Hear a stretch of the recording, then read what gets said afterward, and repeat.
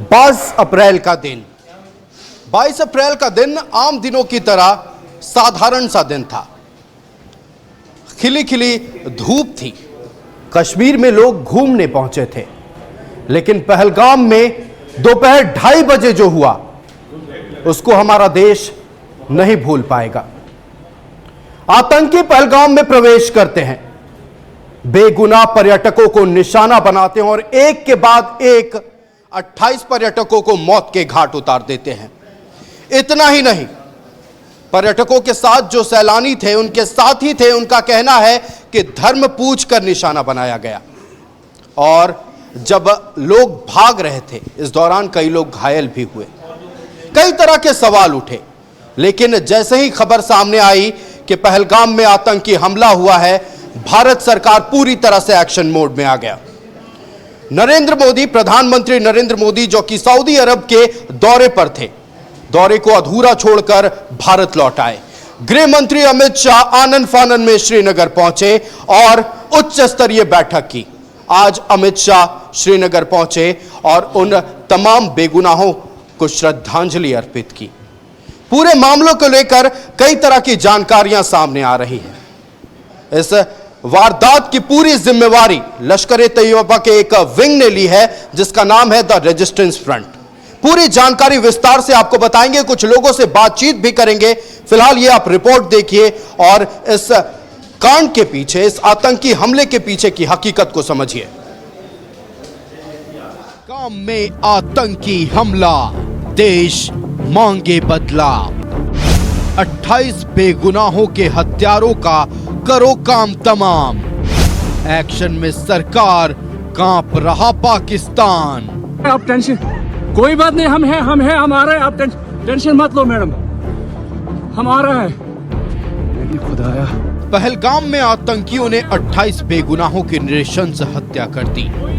आतंकियों ने पर्यटकों को निशाना बनाया, पहले धर्म पूछा, फिर गोली मार दी।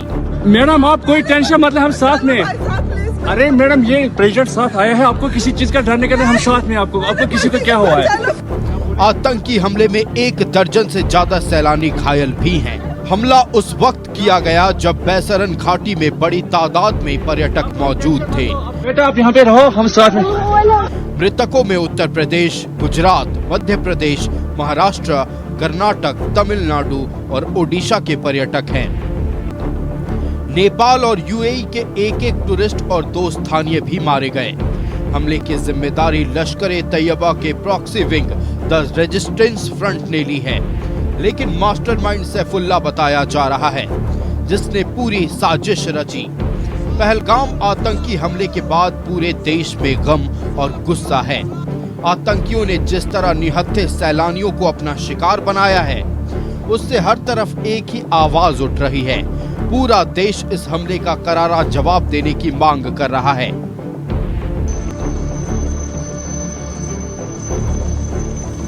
दूसरी ओर पहलगाम आतंकी हमले के बाद केंद्र सरकार एक्शन में है।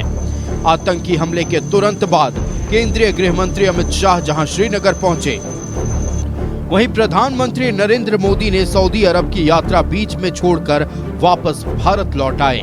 श्रीनगर में केंद्रीय गृह मंत्री ने हाई लेवल मीटिंग की। यही नहीं, पहलगाम का दौरा किया, एरियल सर्वे कर सुरक्षा की स्थिति की समीक्षा की, वहीं अस्पताल में घायलों से मुलाकात की। अमित शाह ने आतंकी हमले में मारे गए लोगों को श्रद्धांजलि दी, जिसके बाद केंद्रीय गृह मंत्री ने कहा कि भारत आतंकवाद के आगे झुकेगा नहीं। इस नृशंस आतंकी हमले के दोषियों को बख्शा नहीं जाएगा। इधर रक्षा मंत्री राजनाथ सिंह ने हाई लेवल बैठक की, जिसमें राष्ट्रीय सुरक्षा सलाहकार अजीत डोभाल और तीनों सेनाओं के प्रमुख भी मौजूद रहे। वहीं हमले को अंजाम देने वाले आतंकियों की तलाश तेज हो गई है। पहलगाम के जंगलों में सुरक्षा बलों ने सर्च ऑपरेशन तेज कर दिया है। चप्पे चप्पे पर आतंकियों की तलाश की जा रही है। इस बीच सुरक्षा एजेंसियों ने पहलगाम हमले के संदिग्ध आतंकियों का स्केच जारी किया है। सूत्रों की माने तो इस हमले में आफिफ फौजी, सुलेमान शाह और अबू तलहा शामिल थे। सूत्रों की माने तो पहलगाम अटैक में 2 फॉरेन टेररिस्ट और 2 लोकल आतंकी भी शामिल थे। आतंकी हमले में पाकिस्तान का हाथ बताया जा रहा है। ऐसे में भारत की कार्रवाई से पहले पाकिस्तान में डर का माहौल है।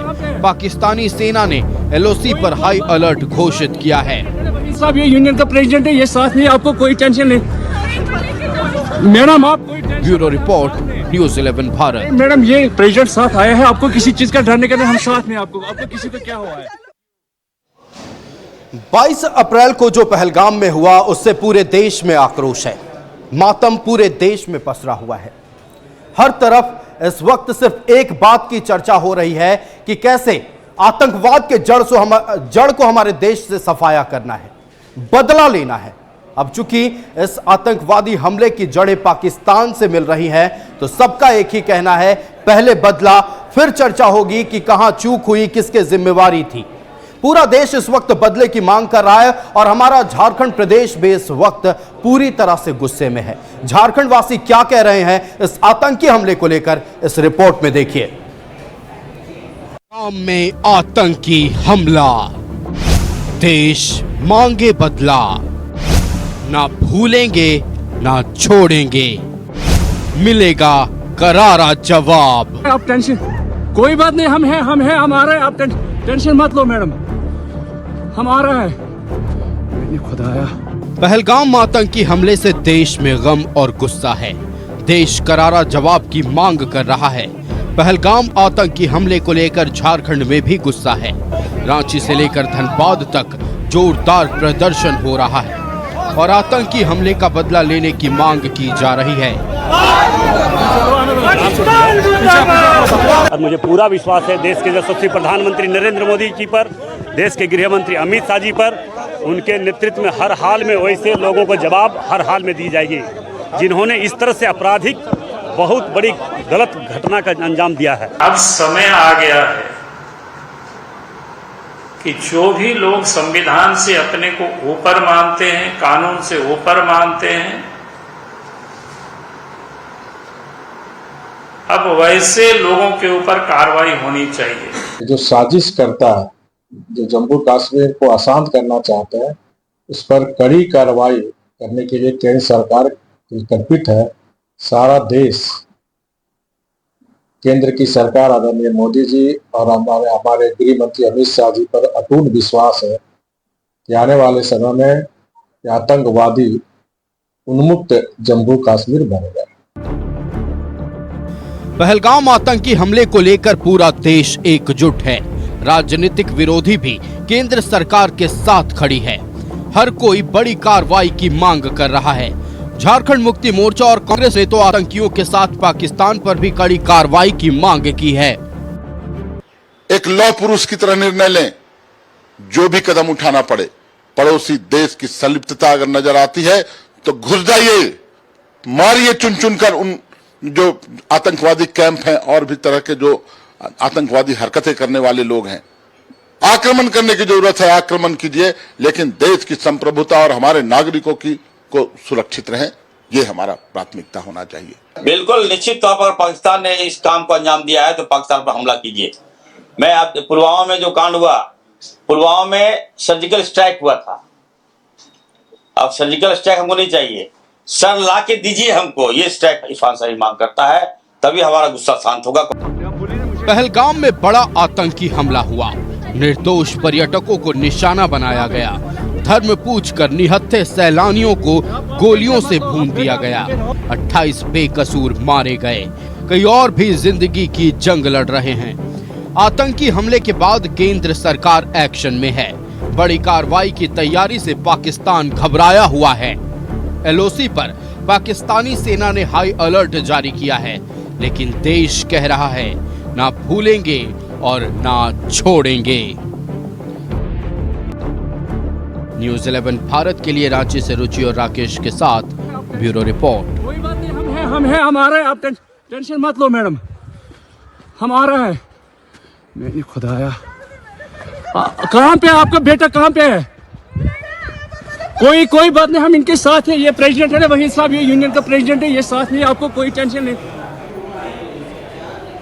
जिन्होंने भी नापाक मंसूबे को मन में लिए कायराना हरकत को अंजाम दिया है, वो बख्शे नहीं जाएंगे।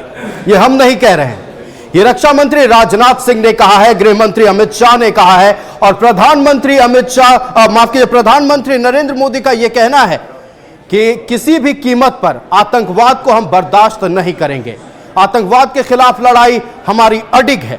वहीं दूसरी तरफ देश भर में आक्रोशपूर्ण प्रदर्शन देखने को मिला। पाकिस्तान मुर्दाबाद के नारे लगे, कैंडल मार्च निकाले गए।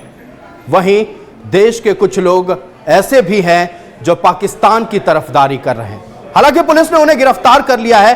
गद्दार सलाखों के पीछे ही बेहतर हैं। पहलगाम में हुए आतंकी हमले को लेकर देश भर में गम और आक्रोश एक साथ देखने को मिल रहा है। राजनीति दूसरी तरफ, इस वक्त पूरा देश एकजुट है, एक मत, सबका एक ही बात कहना है, पहले बदला लेना है। और इसको लेकर लगातार बैठकों का दौर जारी है। इस वक्त प्रधानमंत्री नरेंद्र मोदी की अध्यक्षता में सीसीएस की बैठक चल रही है। करीब 2 घंटे से यह बैठक चल रही है और आशंका है, उम्मीद कर रहे हैं देशवासी के कुछ बहुत बड़ा इस बैठक में निर्णय लिया जाएगा। एक प्रेस कॉन्फ्रेंस भी होने वाला है जिसमें केंद्र सरकार की ओर से जवाब दिया जाएगा इस आतंकवादी हमले को लेकर। लेकिन दूसरी तरफ अगर हम बात कर लें तो जम्मू कश्मीर के लोग ये कह रहे हैं कि हमारे साथ जो हुआ है ना सिर्फ ये कश्मीर वासियों के लिए परेशानी है बल्कि पूरे देश के लिए परेशानी का विषय है।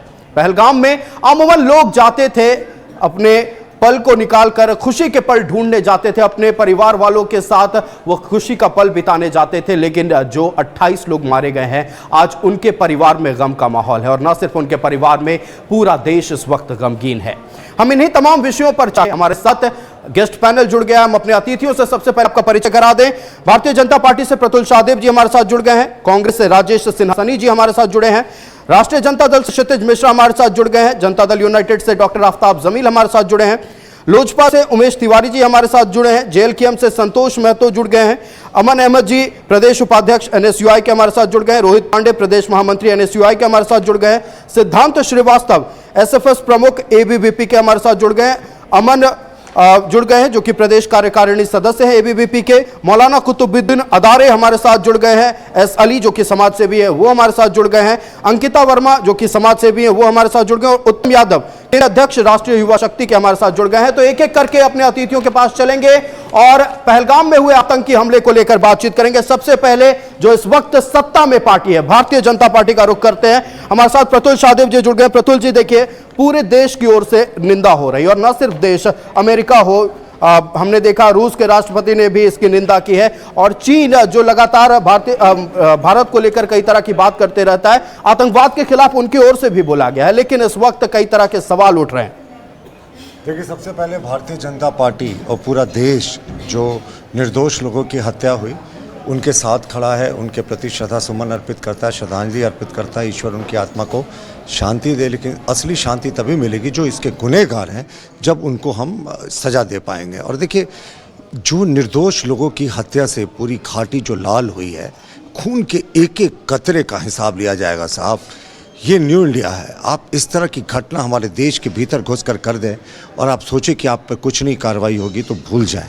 देखिए, पिछले 10 वर्षों में हम लोगों ने आतंकवाद के प्रति ज़ीरो टॉलरेंस की नीति अपनाई है और आतंकवादियों के फंडिंग पर भी प्रहार किया है। आतंकवादियों की टेरर फंडिंग जहां से होती थी वहां भी प्रहार किया है। आपने बिल्कुल सही कहा, घाटी में भी जिस तरह का प्रदर्शन हो रहा है, ये थोड़ा राहत और सुकून देता है कि अब उग्रवादियों से कितने लोग ऊब गए हैं। आतंकवादियों के खिलाफ वहाँ के स्थानीय लोग जो हैं वो मार्च निकाल रहे हैं, लेकिन जिस तरीके से चुन चुन कर धर्म के आधार पर लोगों को आइडेंटिफाई करके, प्रत्यक्षदर्शियों ने बताया, पत्नियों ने बताया कि पैंट खोला गया, शिनाख्त की गई, उसके बाद हत्या की गई, ये बहुत ही शर्मसार करने वाली घटना है। और जिस तरीके से घाटी में घटना हुई, ये कश्मीर की अर्थव्यवस्था पर प्रहार था। बहुत सारे 2 दर्जन से ज़्यादा निर्दोष लोगों की जानें गई, लेकिन उससे ज़्यादा इन्होंने क्या किया कि घाटी में जितने आम आदमी थे, जितने वहाँ के मुसलमान थे जो कार्यरत थे, या जो आप वहाँ पे हिंदू कहें, जो भी छोटी संख्या में है, उनकी रोजी रोटी छीनने का काम किया। आप देखिए, पर्यटकों का बड़ा पलायन हो रहा है। लेकिन जिन लोगों को लगता है कि देश रिटेलिएट नहीं करेगा, वो नहीं जानते हैं हमारी केंद्र सरकार समय भी तय करेगी, जगह भी तय करेगी और जवाब देगी, बिल्कुल देगी। इसके मैं आपको गारंटी, केंद्र सरकार जवाब आएंगे, आपके पास आएंगे बिल्कुल। वो जी, मैंने स्पेशल इसके लिए आपसे बिल्कुल सिर्फ 15 सेकंड का एक आपको जरूर देखना चाहिए। देखिए, पूरे देश एक साथ खड़ा है। पुतिन खड़े हैं, तो जो ट्रंप है वो खड़े हैं, डावेंस जो अमेरिका के उपराष्ट्रपति हैं वो दौरा कर रहे हैं, वो खड़े हैं। लेकिन कुछ लोगों के बयान आपको सुनने चाहिए। मैं चाहूंगा कि आप फोकस करें। There is Hindus and Muslims. Sound. And if you see the way this act, if you dissect this, अब बिल्कुल देखिए रॉबर्ट वाड्रा का बयान हम सुनाएंगे। हम ने क्या कहा? इसलिए लोगों को पूछ कर चुन चुन कर मारा गया क्योंकि समाज में हम आएंगे प्रतुल जी, ये हमारे प्रोग्राम का एक विषय है। ऐसे लोगों को आप कैसे इस प्रोग्राम का एक विषय वो भी है, बिल्कुल हम लौटेंगे इस पर। इस प्रोग्राम का एक विषय वो भी है। रॉबर्ट वाड्रा के बयान को लेकर अब सियासत भी शुरू हो गई है। फिलहाल रॉबर्ट वाड्रा पर नहीं जाएंगे, अभी हमारा फोकस और सबसे बड़ी प्राथमिकता जो है हमारी देश की सुरक्षा है और कैसे आतंकवादियों से बदला लेना है, इस पर हम बातचीत करेंगे। हम कांग्रेस का रुख कर लेते हैं। राजेश सिन्हा सनी जी हमारे साथ हैं। राजेश जी, जैसे जिस तरह से कल अगर हम बात कर ले 22 अप्रैल को दोपहर 2:30 बजे जो आतंकी हमला होता है, हमारे 28 बेगुना जो हमारे हिंदुस्तानी वो मारे जाते हैं। कांग्रेस पार्टी की ओर से हालांकि ये बयान आया है कि केंद्र सरकार के साथ हम सभी लोग हैं।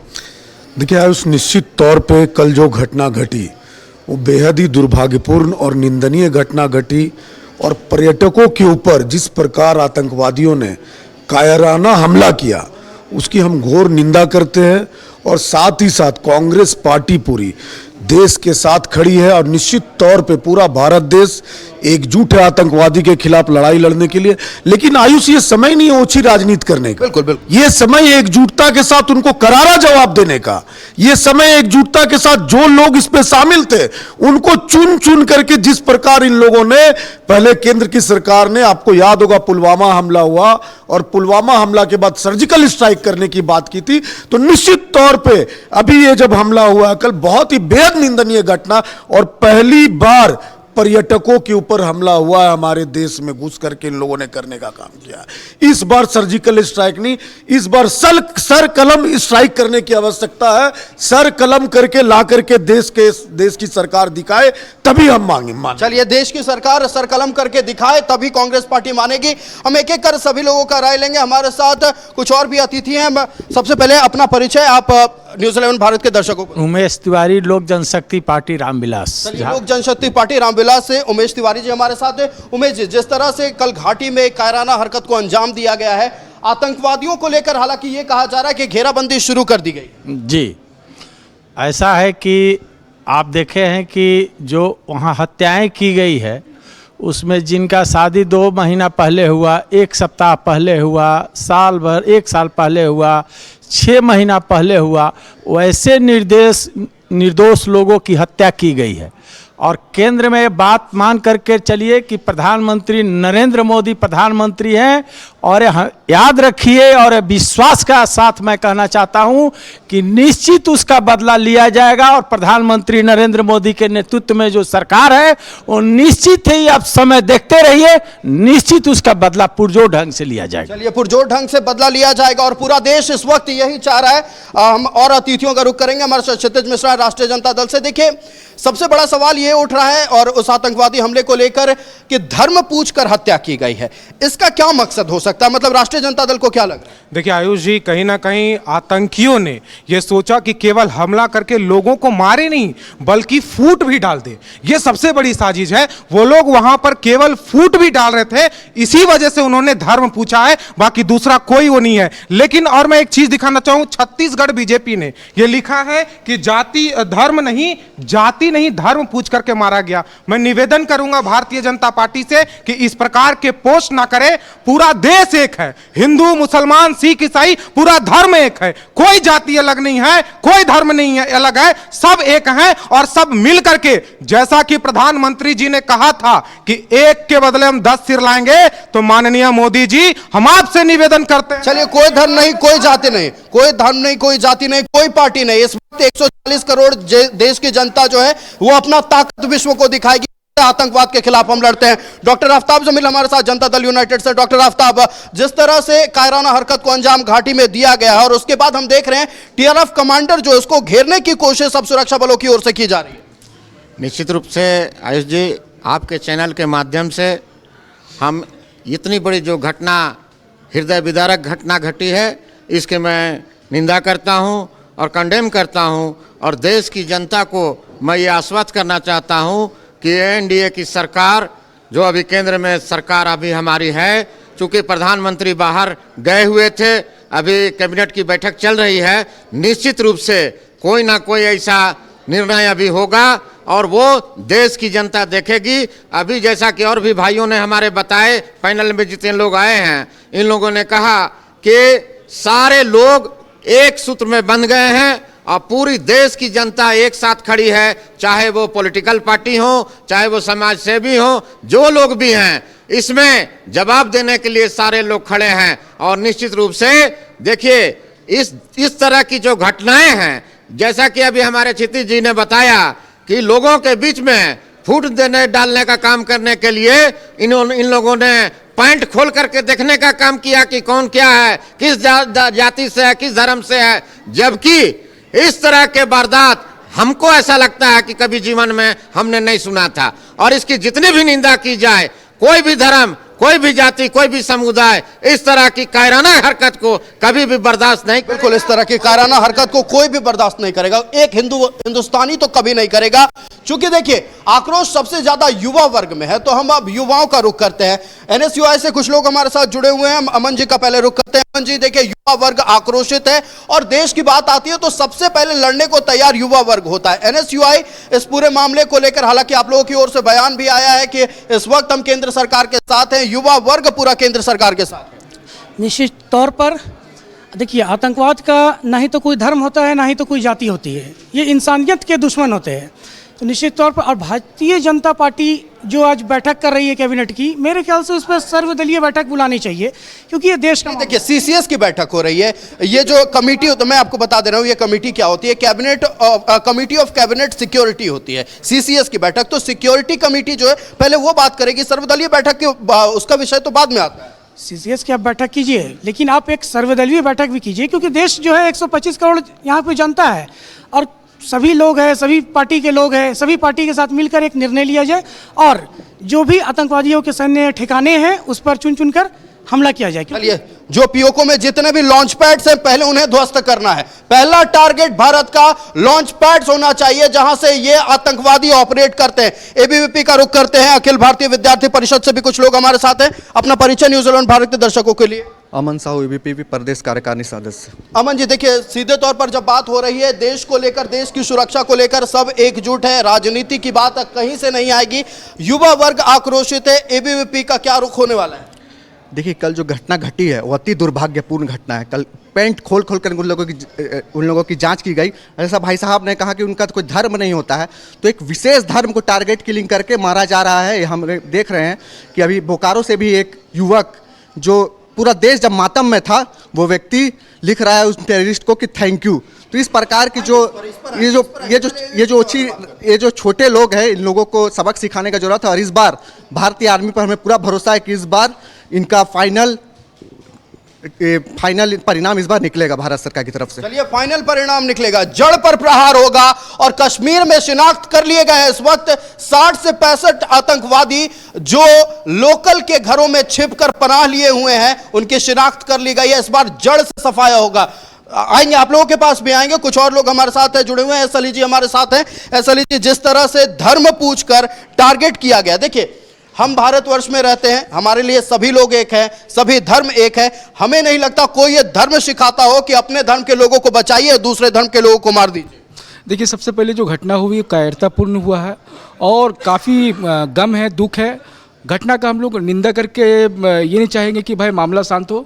हम लोग भारत सरकार से चाहते हैं कि देर इन देर उस पर कार्रवाई होनी चाहिए, पहला बात। दूसरा बात, जो धर्म वाला जो मामला जो लाया जा रहा है, ये आपदा में अवसर खोजने की प्रयास है। हम रिक्वेस्ट करेंगे कि आपदा में अवसर ना खोजा जाए, आप देर इन देर कार्रवाई करो। आपने कहा था कि देश सुरक्षित लोगों के हाथ में है, हमें सुरक्षा के साथ न्याय भी चाहिए और न्याय के साथ सम्मान भी चाहिए। ये हम लोग मान के चल रहे हैं कि देर इन देर कार्रवाई होगा। चलिए, ये सभी लोग मान रहे हैं कि दिन इन देर कार्रवाई होगी। हम कुछ और लोगों से बात करेंगे। अपना परिचय सर। मौलाना कुतुबुद्दीन रिजवी, नाज़िम आला इदारा शरिया झारखंड। देखिए, अब आतंकवादियों को लेकर बात हो रही है, तो अप्रत्यक्ष रूप से या प्रत्यक्ष रूप से कहा यह जाता है कि आप नाम देखिए कौन लोग वो थे जो आतंकवादी थे, नाम गिनाया जाता है और हर बार यह कहा जाता है कि एक विशेष वर्ग जो है आतंकवाद के साथ जुड़ा हुआ है। हालांकि हमने कश्मीर में देखा कि वो लोग भी साथ थे पर्यटकों के जो विशेष वर्ग से ताल्लुक रखते हैं और उन्होंने सबसे ज्यादा सहायता की है। लेकिन यह धर्म की राजनीति जो शुरू हो गई है खास करके इस आतंकवाद को लेकर, इस पर क्या कहिएगा? देखिए, अभी एक नौजवान ने बड़ी अच्छी बात कही कि आतंकवाद, उग्रवाद, ये सब का कोई जाति और धर्म नहीं होता है। हम उसका सख्त तरीन मजम्मत करते हैं और हम मरकज़ी हुकूमत से मुतालबा करते हैं कि सीधी कार्रवाई करिए, उसके बाद जो भी इसमें शामिल है उस पर कार्रवाई कीजिए। और पूरा देश इस वक्त इस गम में सबों के बराबर है। जो लोग मुतासरीन हैं, जिनके परिवार हैं, उनके गम में हम बराबर के शरीक हैं। हम उन्हें खराज अक़ीदत पेश करते हैं जिनके परिवार इस दुनिया में नहीं रहे और वो आतंकवादियों के निशाने पर रहे।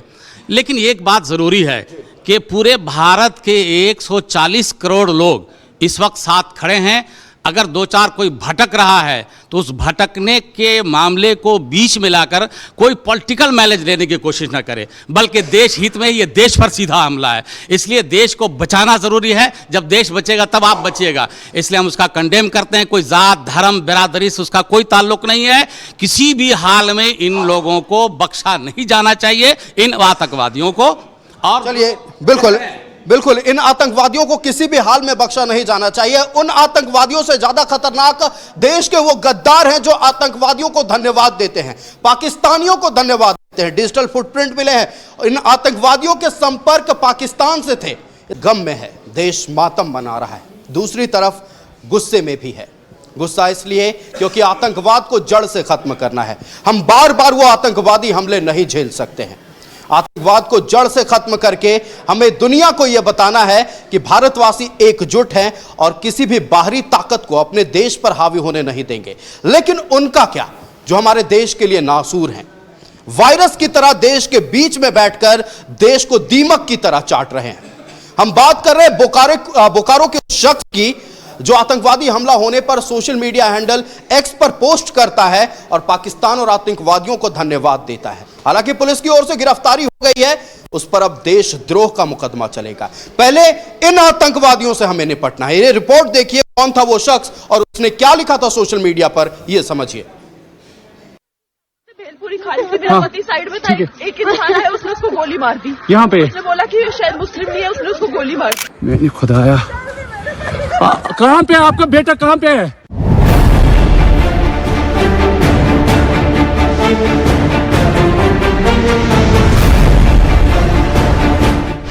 आतंकियों ने किया सैलानियों का कत्लेआम। क्या बोलते, भेलपुरी खाली से मेरा पति साइड में था, एक इंसान है उसने उसको गोली मार दी। यहाँ पे उसने बोला कि शायद मुस्लिम नहीं है, उसने उसको गोली मार दी। नहीं खुदाया, कहाँ पे है आपका बेटा, कहाँ पे है?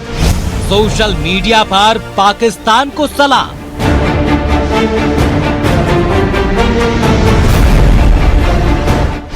पोस्ट करने वाले ने दहशतगर्दों को कहा धन्यवाद।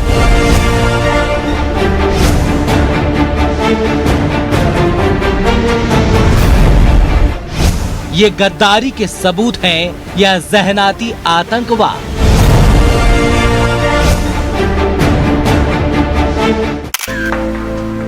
पहलगाम की खुशनुमा वादियों में किसी अनहोनी से बेखबर सैलानी अपने परिवार और हमसफर के साथ सुकून के कुछ पल गुजार रहे थे कि तभी कुछ नापाक इरादों वाले कायर आतंकियों ने उन मासूम, बेगुनाह और निहत्थे सैलानियों पर कहर बरपा दिया।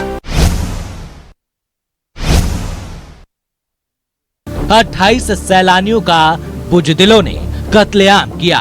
पूरा भारत सहम गया। पूरी दुनिया में इस हमले की निंदा होने लगी। यहाँ तक कि दोहरी चादर ओढ़ कायराना हरकत करने वाले बेशर्म पाकिस्तान ने भी हमले से पल्ला झाड़ा और आतंकी हमले की निंदा की। लेकिन भारत का ही नमक खाकर जवानी की चमक हासिल करने वाला एक गद्दार सोशल मीडिया पर पाकिस्तान को धन्यवाद दे रहा था, आतंकियों की सराहना कर रहा था। यही नहीं, उन्हें खास राजनीतिक दलों हिंदू संगठनों और मीडिया एजेंसीज पर हमला करने के लिए उकसा भी रहा था। भारत में रहकर और पाकिस्तान का हित की बात करेगा, ये बर्दाश्त से बाहर है। एक तो आतंकवादी लोग हिंदुओं का धर्म पूछकर मार रहे हैं और ऊपर से पाकिस्तान का शुक्रिया कर रहा है। बाद में तरह तरह का हिंदुओं पर आक्षेप लगा रहा है। कितना गंदा गिरा हुआ इंसान है वो। इस शख्स का नाम है मोहम्मद नौशाद। ये बोकारो के मिल्लत नगर का रहने वाला है और ये अधर्मी मुस्लिम बच्चों को धर्म की तालीम देता है। इस शख्स की देश के लिए गद्दार सोच क्या तालीम ले रही नस्लों की रगों में जहर नहीं घोल रहा?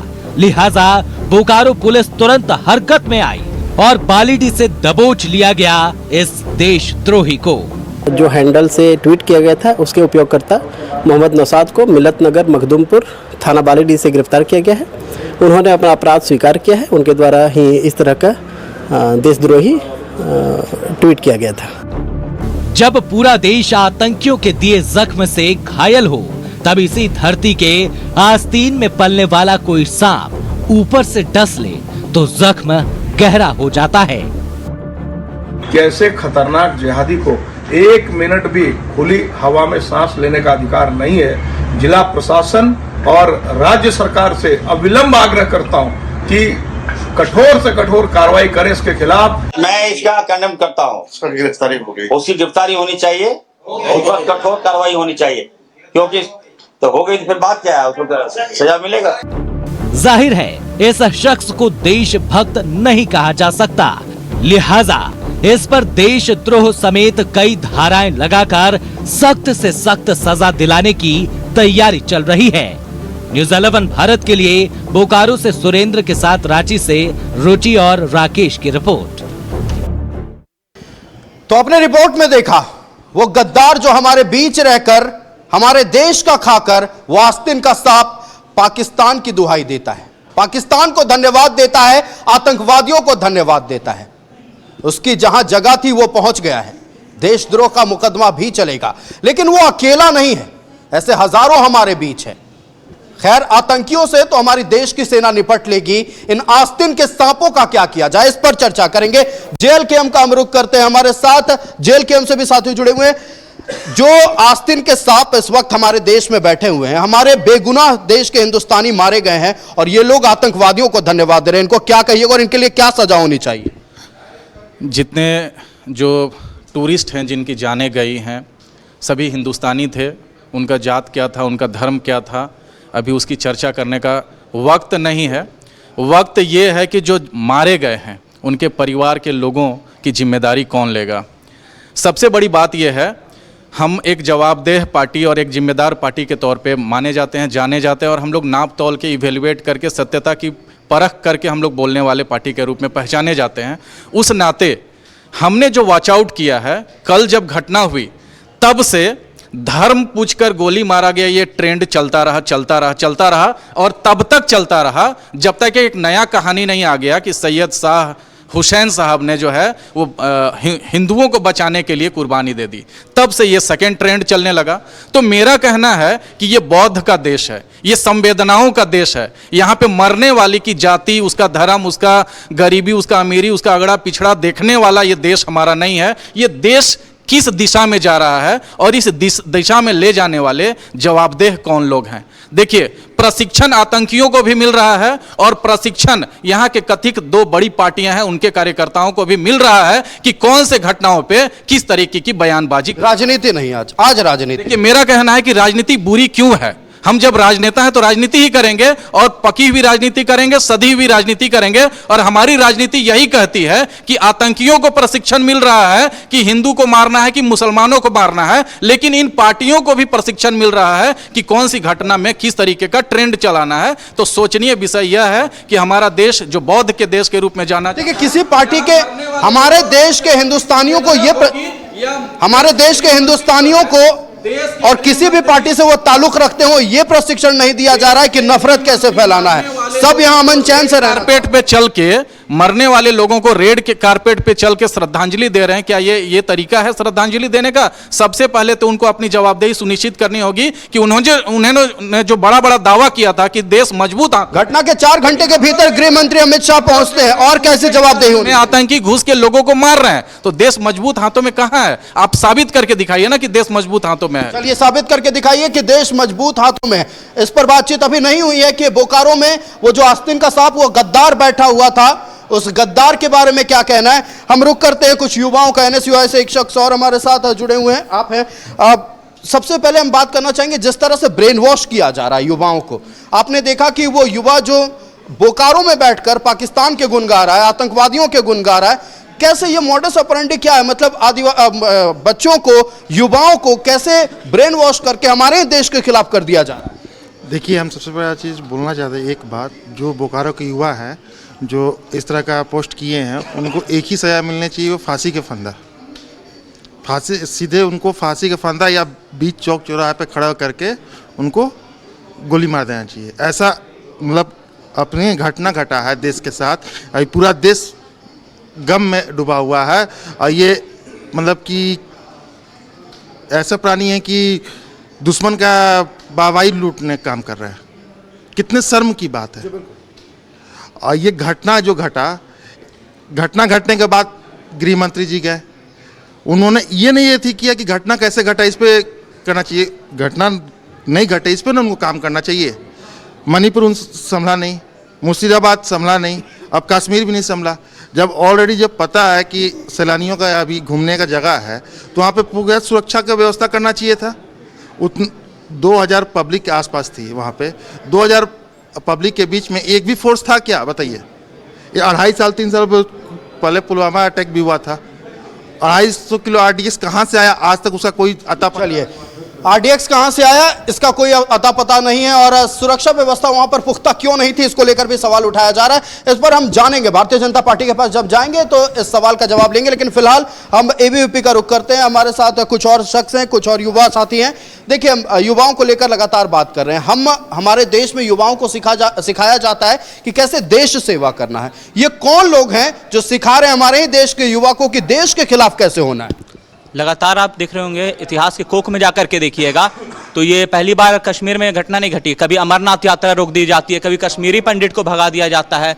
ये घटना लगातार चलती है। और हमारा ABVP एक पहल निकाला था जो कि तिरंगा फैलाया गया था लाल चौक में, जिसके कारण लगातार ये सब चलता रहा, जिसके कारण आज राष्ट्रवाद वहाँ पर भी जाग गया है और आज आतंकवादियों के खिलाफ सारे युवा कश्मीर के भी उतरे हुए हैं रोड पर। ये ABVP की एक बहुत बड़ी सफलता है। चलिए, ABVP की बहुत बड़ी सफलता है। अब बात करेंगे उस फ्रंट के बारे में जो लश्कर का मुखौटा है। हम TRF के बारे में चर्चा करेंगे। TRF के जो स्लीपर सेल होते हैं, ऐसा नहीं है कि आपको हमेशा वो नकाब पहने दिखेंगे, हाथ में AK-47 दिखेगा, ऐसा नहीं है। जब उनके बारे में पड़ताल की गई तो यह पता चला कि वो लोग कॉरपोरेट घरानों में भी काम करते हैं, कई आर्टिस्ट हैं और कई ऊंचे पदों पर भी बैठे हुए हैं। लेकिन कौन है वो लोग अब तक नहीं पता चला है। ये स्लीपर सेल, इनके बारे में बातचीत होगी। हम कुछ समाज सेवी का रुख करते हैं। हमारे साथ कुछ समाज सेवी, अपना परिचय। अंकिता वर्मा। अंकिता वर्मा है। देखिए, TRF को लेकर बात हो रही है कि ऐसा नहीं है कि वो आतंकवादी जो हाथों में राइफल लेकर घूम रहे हैं और मुखौटा बांधकर घूम रहे हैं, मास्क लगाकर घूम रहे हैं। कुछ आतंकवादी जो देश के भीतर हैं, TRF के ही लोग हैं, लेकिन वो या तो कॉरपोरेट घरानों में काम कर रहे हैं, आर्टिस्ट हैं, और हमें आपके बीच छुपे हुए हैं। देखिए, मेरे ख्याल से अभी हमारा देश, जैसा कि आप जानते हैं, हमारा देश एकता और अखंडता के साथ जाना जाता है। तो अभी जो स्थिति है, ठीक है, ये वक्त राजनीति करने का नहीं है। और किसी भी सवाल जो आप सवाल पूछ रहे हैं, ये सवाल अभी पूछने का नहीं है। आप ये सोचिए कि क्या बीत रही होगी जिनके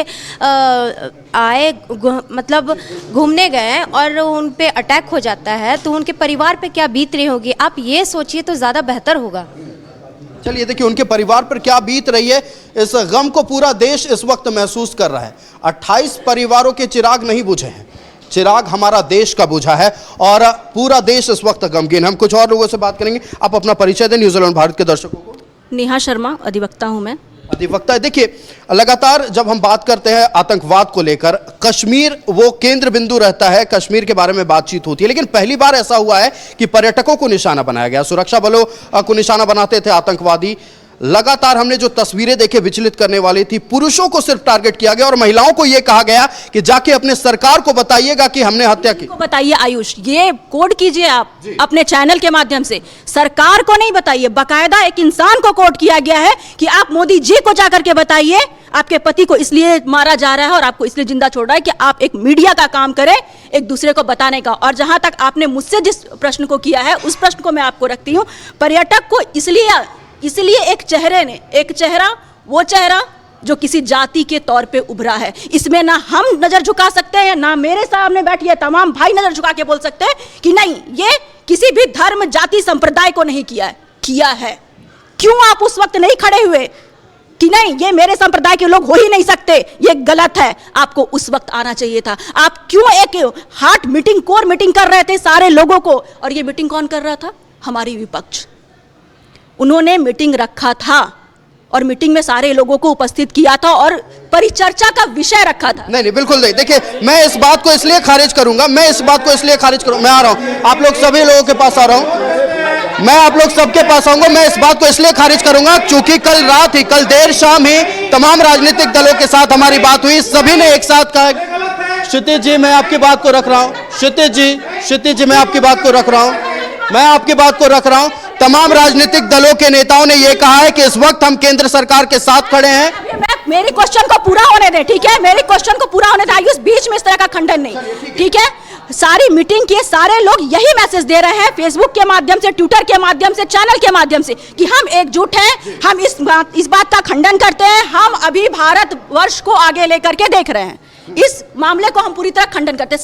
सारा चैनल में ये दिखाया गया, सारे लोग ट्वीट भी कर रहे हैं। गलत क्या? राजनेता गलत ये है कि कोई ये नहीं सोच रहा कि पर्यटन क्यों, पर्यटक ही क्यों, पर्यटक इसलिए चूंकि जब से 370 हटा कश्मीर की अर्थव्यवस्था मजबूत हो रही थी। ये पर्यटकों पर हमला नहीं, हमारे देश की अर्थव्यवस्था पर हमला। बिल्कुल यही मेरा भी मुद्दा है जो आपने पूछा कि 370 हटा। 370 से पहले जो टूरिस्ट 8 लाख भी बहुत बड़ी, मैं आपको गिनती बता रही हूँ, 8 लाख भी नहीं होंगे पर्यटक, ठीक है? लेकिन अभी क्या है, 80 लाख पर्यटक कश्मीर में बेखौफ घूम रहे थे और बेखौफ का ही वो नजारा था कि हनीमून जैसे पैलेस को भी लोग वहां पे जा रहे हैं, अपनी खुशी को वहां बिता रहे हैं, ठीक है? लेकिन जब वहां पे इकोनॉमिक पे आपका हमला हुआ, पर्यटक पे हमला हुआ, और अभी केदारनाथ, हमारे केदारनाथ का यात्रा का अमरनाथ का यात्रा का समय है, सारे टिकट्स बुक हो गए अप्रैल से ही, और अब वो सारा समय आते जा रहा है। लेकिन इस वक्त जो यात्रा वहां जाती और जो सबसे सहज सुलभ यात्रा है, उस यात्रा को ये मेरे रास्ते से महज 1.5 किलोमीटर दूर पर आतंकियों ने वारदात को अंजाम दिया। बिल्कुल लौटेंगे। अर्थव्यवस्था पर हमला किया गया है। सीधे तौर पर यह कहा जा रहा है कि कश्मीर जो सुदृढ़ हो रहा था, मजबूत हो रहा था, उस कश्मीर को कमजोर करने की कोशिश की गई है। वहां जो लोग सिर्फ पर्यटन के सहारे अपना जीवन बसर करते हैं, उन पर हमला था, कश्मीरियों पर हमला था, भारत पर हमला था। आतंकी हमला जो पहलगाम में हुआ, उसने सिर्फ हमारे देश के 28 बेगुनाहों को नहीं मारा है, पेट पर लात उन लोगों की पड़ी है जो कश्मीर में रहते हैं, जो कश्मीरी हैं, और सिर्फ पर्यटन ही उनके लिए एकमात्र सहारा है। आज बड़े पैमाने पर कश्मीरी ये कह रहे हैं, ये जो आतंकी हमला हुआ है, सबसे बड़ी परेशानी की वजह हमारे लिए ये बनेगा। पर्यटन को लेकर हम बातचीत करेंगे। कुछ लोग हमारे साथ जुड़ रहे हैं जो कि पर्यटन क्षेत्र से जुड़े हुए हैं, हम उनके पास चलते हैं। सबसे पहले अपना परिचय दे दें। मेरा नाम शैलेश अग्रवाल है और मैं चेंबर में, झारखंड चेंबर में टूरिज्म कमेटी चेयरमैन हूँ और साथ में टूर ऑपरेटर भी हूँ। देखिए, जिस तरह से पहलगाम में आतंकी हमले को अंजाम दिया गया, 28 लोग मारे गए, लेकिन यह दहशत कई सालों तक रहेगा। टूरिज्म को बहुत बड़े पैमाने पर इफेक्ट पड़ने वाला है और इसके कारण अर्थव्यवस्था को पहुंचेगी। देखिए, ये पर्यटन टूरिज्म के लिए ब्लैक डे है। आज हम लोगों ने जो बुकिंग की थी वो भी कैंसिल हो रही है, लोग के फ़ोन आ रहे हैं बुकिंग कैंसिल कर दीजिए। और जिस तरीक़ा से वहाँ पे टूरिस्ट को टारगेट किया गया है, ये बहुत ही नुकसान है और पर्यटन को बहुत भारी नुकसान होगा। इससे पर्यटन को भारी नुकसान होगा। देखिए, आप लोग पर्यटन के क्षेत्र से बहुत सालों से जुड़े हुए हैं, आपने देखा है कि कई जगहों पर अमरनाथ यात्रा का अगर जिक्र कर ले, इतिहास में हमने वो भी काला अध्याय देखा है कि अमरनाथ यात्रा को लेकर कैसे आतंकी साजिश रची गई थी। अमरनाथ यात्रा सुगम तरीके से चल रहा है, लेकिन फिर से अमरनाथ यात्रा शुरू होने वाला है, क्या अपील रहेगी? अमरनाथ यात्रा में भी बहुत प्रॉब्लम आएगा, क्योंकि वो पहलगाम से सोनमार्ग से होती है। तो कश्मीर, जम्मू कश्मीर में जैसा माहौल बना हुआ आप देखेंगे सोशल मीडिया, फेसबुक में, ट्विटर में, इंस्टाग्राम में, हर जगह बोला जा रहा है कश्मीर को बॉयकॉट किया जाए। जहां हमारे हिंदू साथी, जहां हमारे हिंदुस्तानी को टारगेट करके मारा जा रहा है, टूरिस्ट को मारा जा रहा है, उस जगह हिंदुस्तानी कोई नहीं जाएंगे। ये पूरे सोशल मीडिया में फैल रहा है। तो ये कश्मीर खास करके पर्यटन के लिए बहुत भारी नुकसान है। और जैसा कि आप देख सकते हैं कश्मीर, पूरा जम्मू कश्मीर पर्यटन के चलते ही वहाँ की रोजी रोटी चल रही है। तो जब पर्यटन को नुकसान होगा तो वहाँ रोजी रोटी कैसे चलेगी, इसमें भी बहुत बड़ी सवाल आ रही है कि क्या होगा। चलिए, पर्यटन को लेकर कई तरह के सवाल खड़े हो रहे हैं। अब लोग डर रहे हैं, टिकटें कैंसिल हो रही हैं और लोगों का कहना है कि अगर आतंकी हमला हो रहा है, 28 लोग एक बार में मारे जा रहे हैं, तो डर है कि कहीं हम भी वहां जाएं और हमारे साथ कुछ गलत ना हो जाए, हम जाएं और घर वापस ना लौटे। तो यही सवाल सबके मन में है। लेकिन भारत सरकार इस वक्त ये कोशिश में जुटी है कि कैसे पर्यटन के क्षेत्र को फिर से बढ़ावा दिया जा सके, आतंकवाद का डर हमारे देश की जनता के मन से खत्म किया जा सके। उत्तम यादव जी हमारे साथ हैं। उत्तम जी, जिस तरह से आतंकी हमला हुआ है पहलगाम में, सिर्फ 28 मौत हम नहीं देख रहे हैं, हम देख रहे हैं पर्यटन की मौत। धीरे धीरे पर्यटन को चोट पहुंचाया गया, अर्थव्यवस्था को चोट पहुंचाया गया। और शायद यही वजह थी कि हमने बीते कुछ दिनों पहले पाकिस्तान आर्मी चीफ का वो विवादित बयान भी सुना था जिसने पूरे देश में आग लगा दी थी। देखिए, जैसी करनी वैसी भरनी। मैं आपके चैनल पे शॉर्ट में बात करने आया हूं। दूसरा, पुतिन से भारत सरकार को सीख लेना चाहिए। पिछले 4 वर्षों से, लंबे समय से किस तरह युद्ध कर रहे हैं। मीटिंग करने से कुछ नहीं होगा, पाकिस्तान में घुस के मारना होगा। और बोकारो का नौसाद का जो बयान आया है, भारत में ऐसे जो भी नौसाद है इसको बीच चौक में गोली मारना होगा। ये बहसबाजी का समय नहीं है, ये हम लोग को ठोस निर्णय लेना होगा, भारत सरकार को ठोस निर्णय लेना होगा, इसी निर्णय के साथ आगे बढ़ना होगा। मीटिंग बहुत होती रहेगी, मीडिया में चलते रहेगी, उससे कुछ नहीं होगा। क्योंकि यह पुलवामा की घटना, उरी की घटना से बड़ा घटना है, इसलिए तत्काल इसमें बिल्कुल बदला लेंगे। पूरा देश यही चाहता है, देशवासी यही चाहते हैं, लेकिन संविधान के दायरे में रहकर आप चौराहे पर खड़ा करके गोली मार दो, ये कोई ऑप्शन तो नहीं हुआ। पुतिन पे दबाव लोग बनाते रह गए, पुतिन किसी से माना नहीं माना, भारत बदल चुका है। इसीलिए तो हमारे भारत के संविधान को विश्व का सबसे बड़ा संविधान कहते हैं। देखिए, समय के साथ परिवर्तन होता है, समय परिवर्तन हो चुका है, परिवर्तन ले चुका है। भारत आज मजबूत है, भारत की यूथ मजबूत है, इसलिए भारत के एक एक जन भारत सरकार के साथ है। भारत सरकार निर्णय ले, पाकिस्तान में घुस के मारे, और जो हिंदुस्तान में नौसाद जैसे लोग हैं, ऐसे लोगों को बीच सड़क पे गोली मारने का काम करना। बीच सड़क पर गोली मारने का काम किया जाए, ऐसे देशद्रोहियों को, ऐसे गद्दारों को मारने का काम किया जाए। लेकिन हम चाहते हैं देशद्रोह का मुकदमा जो उन पर दर्ज किया गया है, उस मुकदमे के तहत, तमाम धाराओं के तहत, सुसंगत धाराओं के तहत उन पर कार्रवाई हो। रॉबर्ट वाड्रा के बयान पर चर्चा करेंगे, लेकिन इस वक्त की एक बड़ी खबर सामने आ रही है, वो आपको बता दें। सीसीएस की बैठक समाप्त हो चुकी है और करीब 2.5 घंटे तक यह बैठक चली। आपको बता दें कि यह निर्णय लिया गया है कि जो भी शख्स आतंकवादियों का पहचान बताएगा उसे 20 लाख रुपए का इनाम दिया जाएगा। आपसे कुछ ही देर में विदेश मंत्रालय की ओर से विदेश सचिव प्रेस कॉन्फ्रेंस करेंगे। तो इस वक्त की बड़ी अपडेट आपको बता रहे हैं। सीसीएस की बैठक के बाद एक बेहद महत्वपूर्ण बैठक गृह मंत्री अमित शाह और प्रधानमंत्री नरेंद्र मोदी की चली है। इस बैठक में भी कई महत्वपूर्ण विषयों पर चर्चा हुई है। हम तमाम बिंदुओं पर बारीकी से बातचीत करेंगे। फिलहाल वक्त एक छोटे से ब्रेक का, जल्द हाजिर होंगे।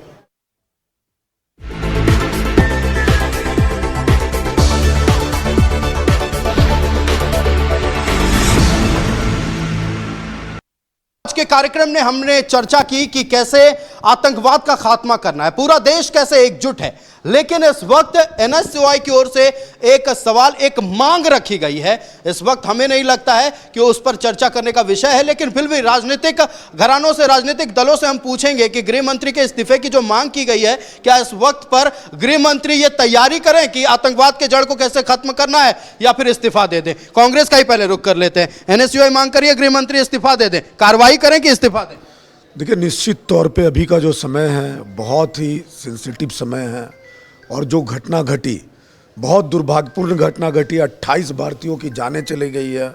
हम सभी के प्रति श्रद्धांजलि अर्पित करते हैं और अभी कार्रवाई करने का समय है।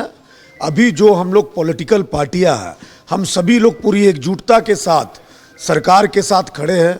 सरकार के निर्णय के साथ खड़े हैं।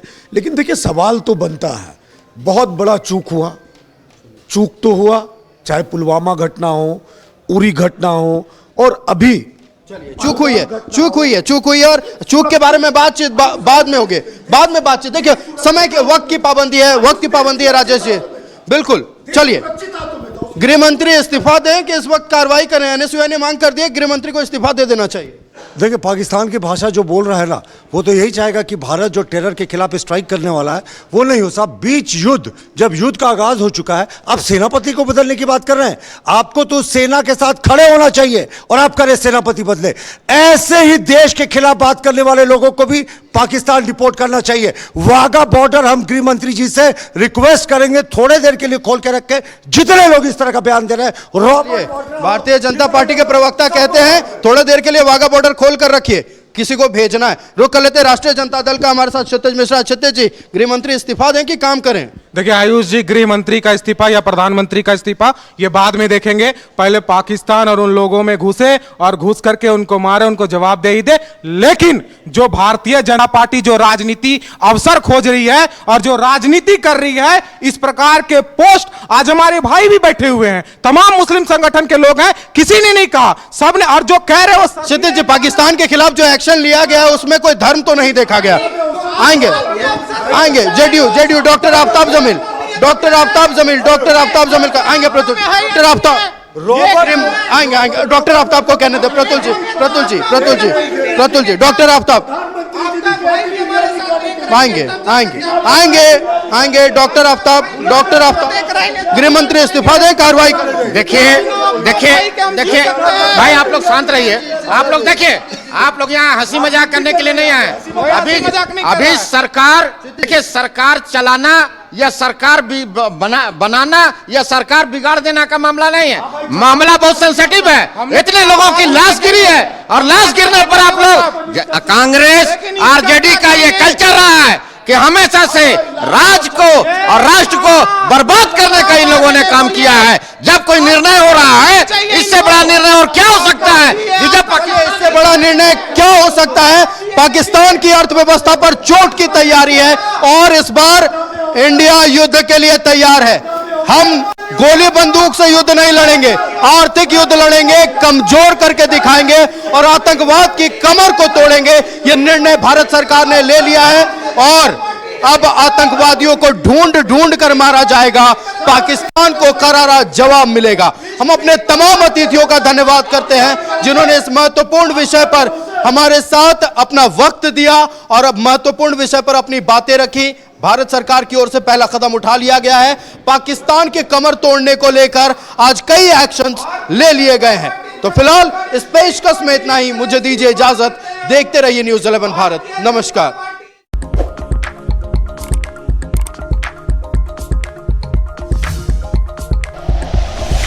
Like and share videos, subscribe करें हमारा चैनल और प्रेस करें बेल आइकॉन। न्यूज़ 11 भारत, सच है तो दिखेगा।